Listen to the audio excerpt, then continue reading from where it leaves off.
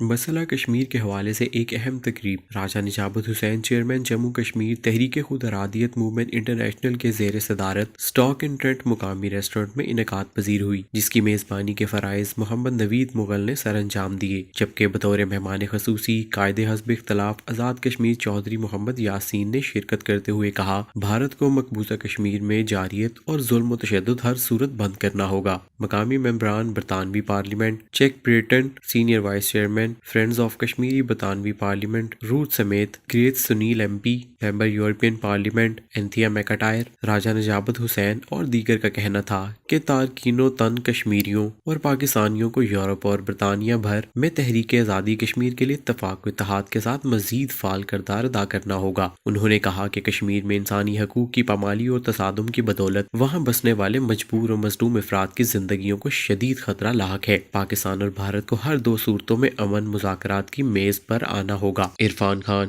UG news, stock and trained.